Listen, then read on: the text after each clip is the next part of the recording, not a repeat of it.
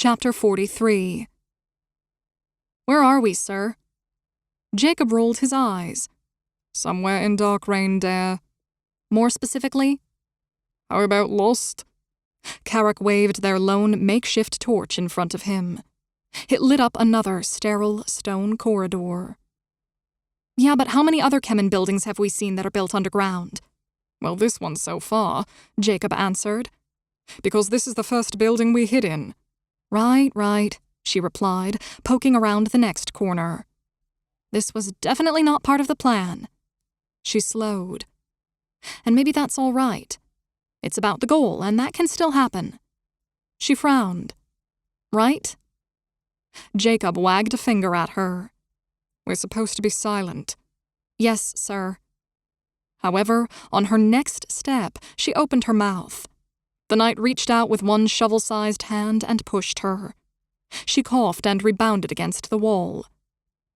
The wall swung open, revealing more darkness beyond. Large hidden hinges mounted the door flush with the stone. Carrick poked his head toward the new passage. Old trick. Done well, though. Why would they have a secret lair? Dare scratched her head. There are no Kelin traitors and all. I guess those human habits never quite faded, Jacob mused. He frowned. I doubt every Kelin knows about this. The dwarf glanced over his shoulder. Probably not. Maybe. Good for place as any to hide. Dare stuck her knife through the opening, but nothing tried to crush it from the inside. Good try, the knight chuckled. Kelin traps are usually more subtle. There is light. Carrick stepped ahead and into a pale grey glow that seemed to have no origin. They had taken no more than 3 steps beyond the door when it swung shut behind them. Jacob darted back to it, but the surface was smooth and the crack was a fingernail's width. Find the switch. Carrick's fingers combed over the walls. Nothing. I guess they didn't forget how to lock intruders inside either, Dare drawled. 10 more minutes of scouring the stones produced no results. The wall remained a wall and not a door. Dare pointed into the hall. Maybe it's farther inside? Fine, Jacob growled. He swung his axe up on his shoulder. They ventured into a chamber with a slick black floor and dozens of chest-high, hanging glassy ovals of various sizes. Each translucent bulb boasted something sealed inside. What is this place? Dare whispered. Jacob shrugged. Carrick trotted over to the nearest one and rose on his toes. Elf, can you read Kelin? They've labeled it. He tapped a finger against the oval. That's crystal. Dare peered over his head. Through the bulb, she saw what appeared to be a wide-chained necklace. She couldn't tell if it was silver, gold, or something else in the grayness. Someone had affixed a tiny plaque to the base of the oval.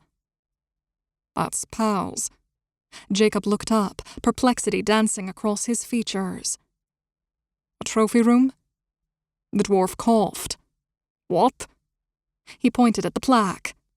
Monile Lapidium, a necklace of stone. He thumped a hand against his helmet. Huh. Really makes you wonder who they didn't want reading this. Or are they truly fancying themselves scholars? It's not stone. Dare pushed her nose against the clear crystal. It's metal. She looked at the plaque and saw that she could read the letters, but they were arranged in a gibberish order to her. Dare, I have no idea, the knight sighed. Carrick wandered deeper into the trophies. Now this is what I would expect of the Storm Breathers. The bulb he pointed at bore a beautiful ornate silver bowl containing a half-rotted head, staring in sightless horror. What's it say? Jacob bent down to read the inscription. A leader should serve his people.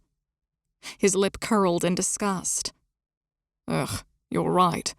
This is what I would expect. He moved on. Golden chalice of golden wine, the emerald of faith, a singer of dead beads. He paused at a bulb with a crack open in its side.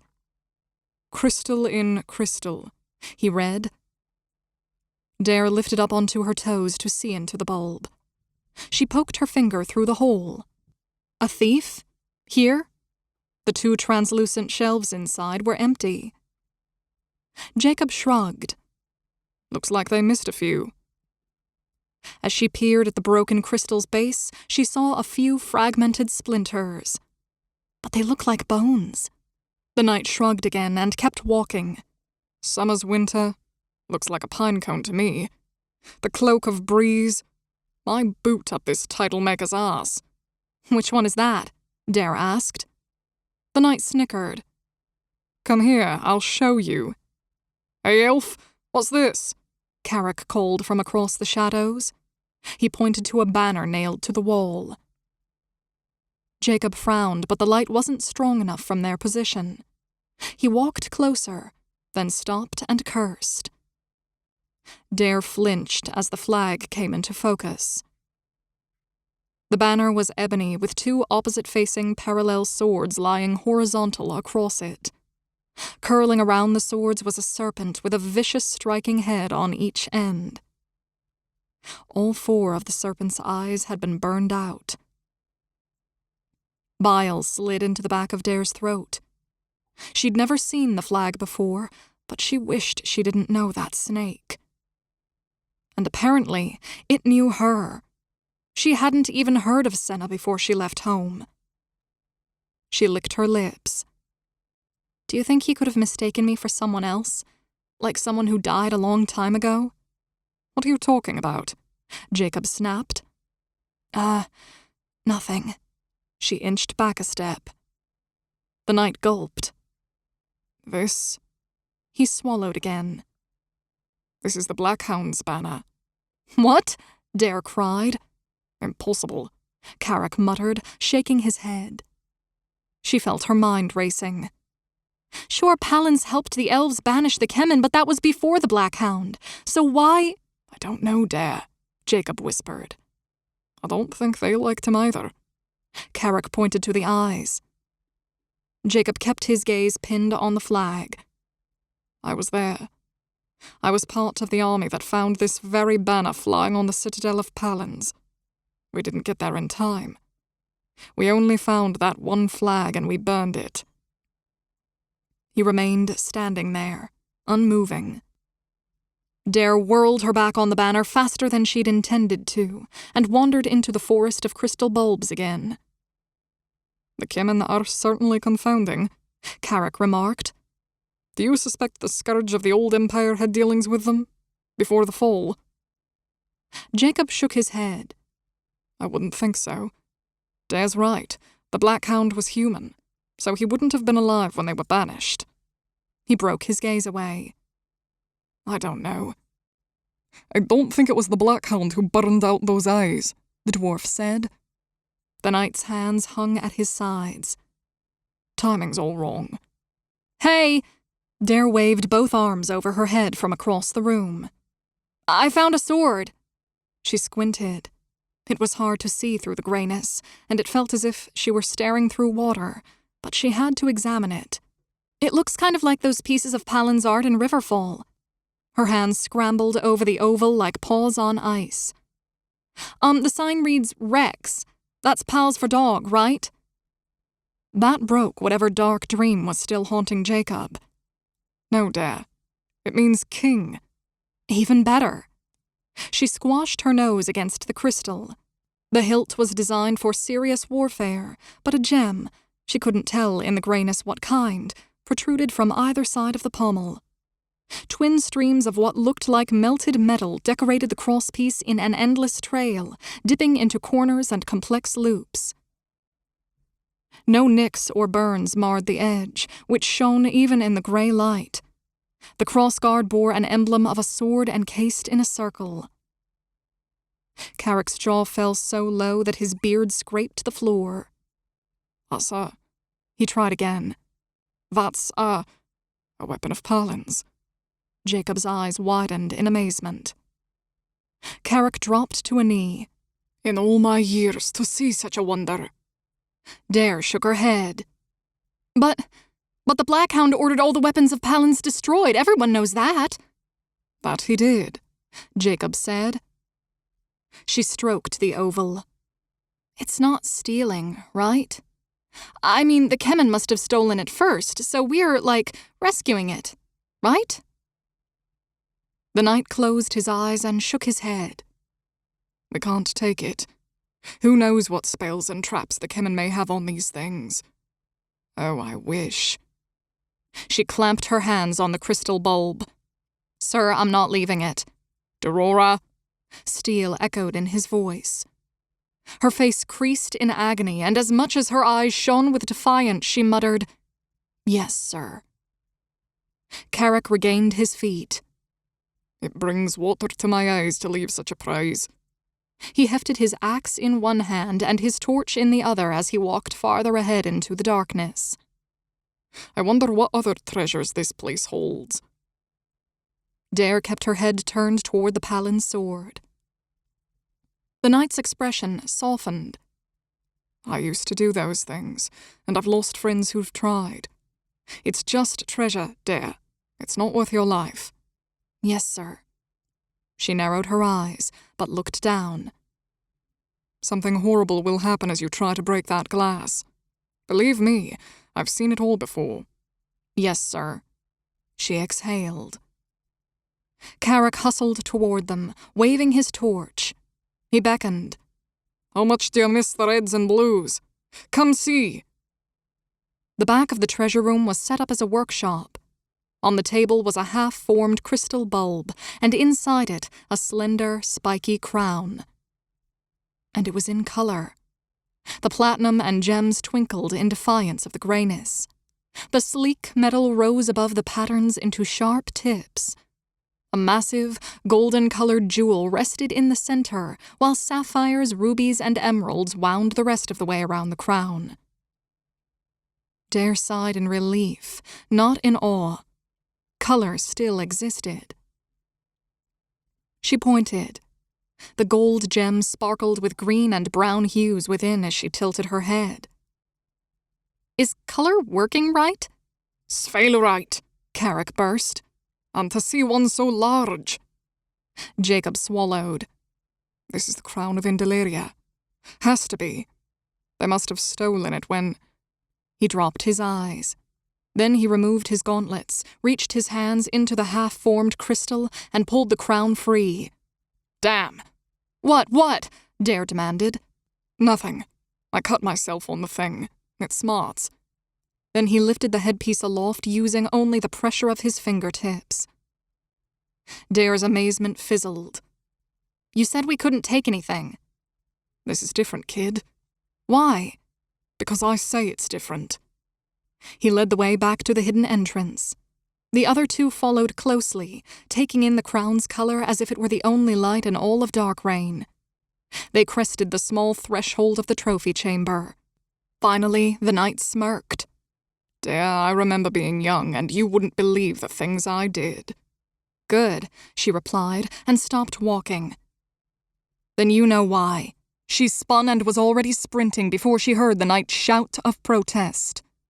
She darted through the bulbs until she reached the Palin's sword. She balled her fist and kept running. She hit the crystal at full speed and the side of it shattered. The shards reflected grey light as they flew across the room. The floor vanished. It was there beneath her feet, and then, suddenly, it wasn't. Dare flailed and latched onto the base of the broken bulb with her left hand. She winced as the jagged crystal sliced into her palm, but held on.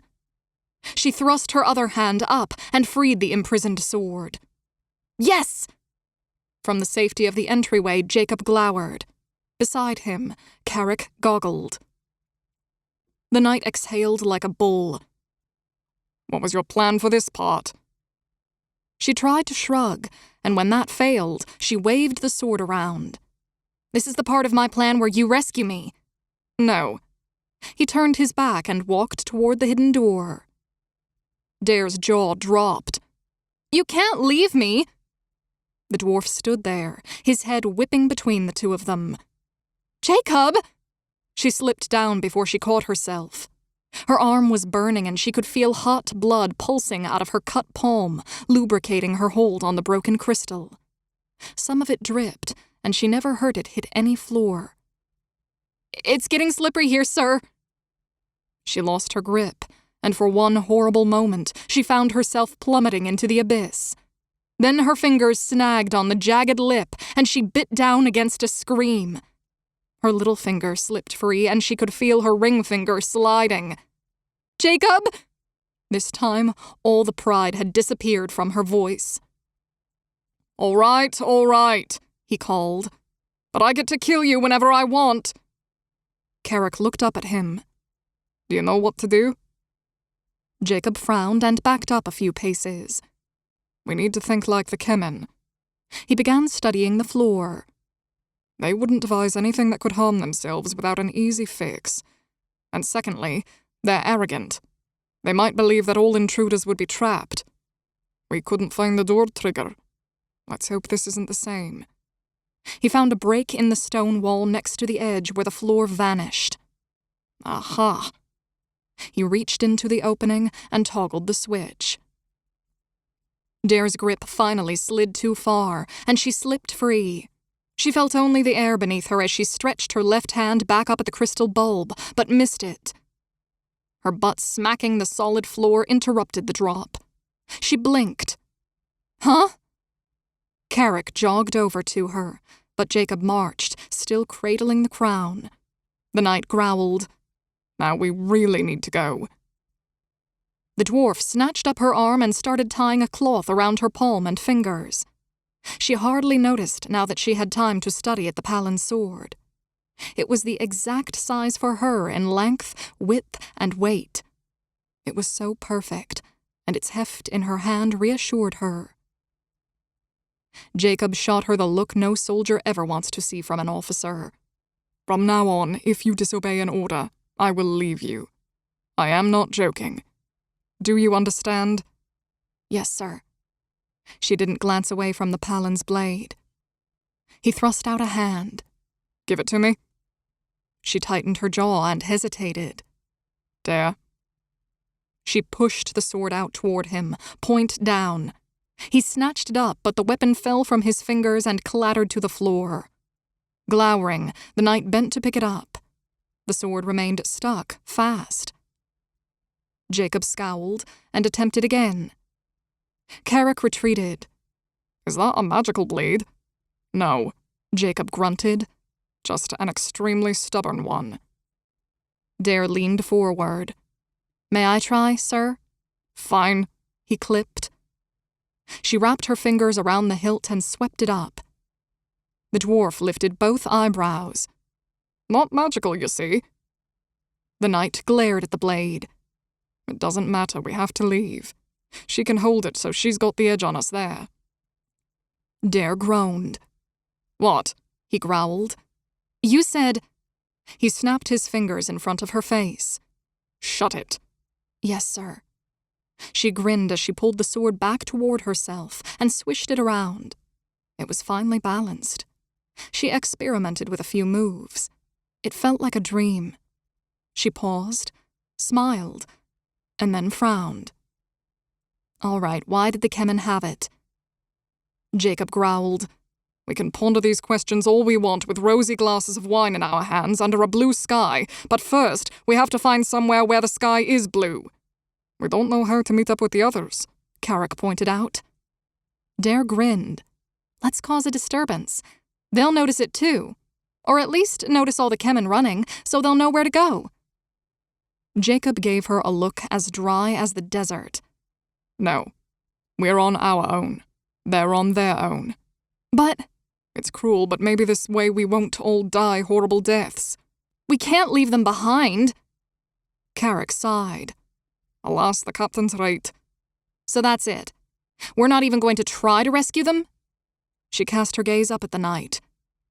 He shook his head. "Our only realistic chance of survival is to fend for ourselves. I'll wager you don't want to die." "Of course not, but I can't leave Kelin or Thalin." She glanced at Carrick. "Or the dwarves, or Finan." She looked up at Jacob. "What about you? You're a mortal and down here with us. Aren't you afraid to die? You're right. I don't want to die, but I also know how I don't want to live. She watched him give a grim grin. If we get out of this alive and you get to choose between doing this again and farming, then you'll understand. She shook her head. Let's go. Come on. Soon, they once again stood at the back of the blank wall. Jacob breathed. I hope no alarms sounded when we came inside or during Dare's stunt. As he spoke, the hidden door swung open. Jacob raised the hand with the crown in it to indicate a halt and slid the other down toward his axe. He freed it and held the naked blade steadily. They waited. Nothing happened. After 2 agonizing minutes of standing, he waved them forward. They entered the corridor, and behind them, the wall swung closed. A snigger arose from the darkness. Gray torches flared up on either side of the corridor, and Dare saw the white flash of teeth as Kemen's soldiers bared them. She brought the Palin's sword on guard. Jacob boomed, "Carrick, Dare, back to back with me!" And the fight was on. She thought she counted 4 opponents, maybe 5. She also found that the Palin's weapon glided across Kemen's swords like a fish through water. Gray and white sparks leaped up her as steel screamed in agony. She retreated a half step. She didn't want to sacrifice the space, but it was that or perish. A Kemen in the back of the party flipped his sword to the side.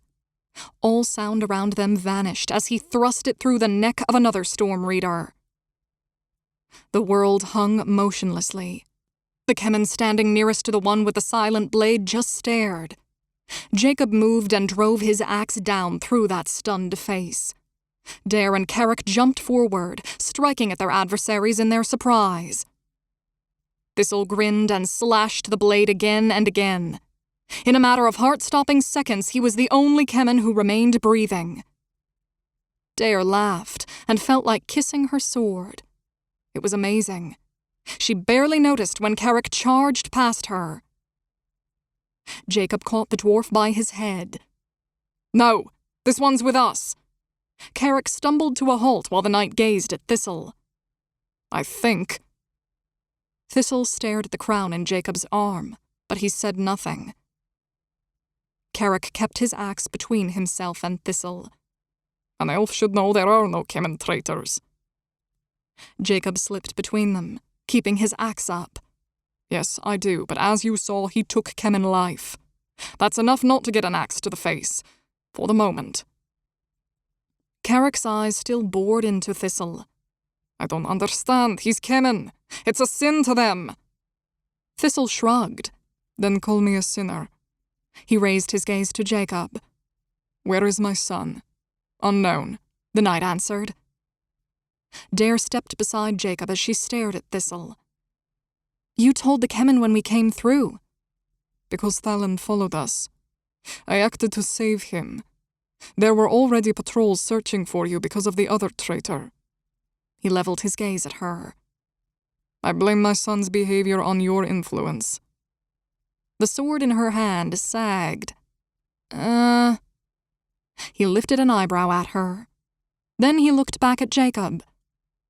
"I found an escape." Jacob narrowed his eyes at the storm reader. "If you're leading us into another trap, I'm taking you out first." "Fine." Thistle began to walk. "I have also learned something of value. The Kemen king and commander, Dis and Vlade," Jacob muttered. "They're the same person now. They share the same body." "What?" Thistle sheathed his sword. "There had been other savage experiments before the Kemen achieved immortality. Methods to salvage minds when bodies couldn't be repaired. And I don't think they know, but the other Kemen must."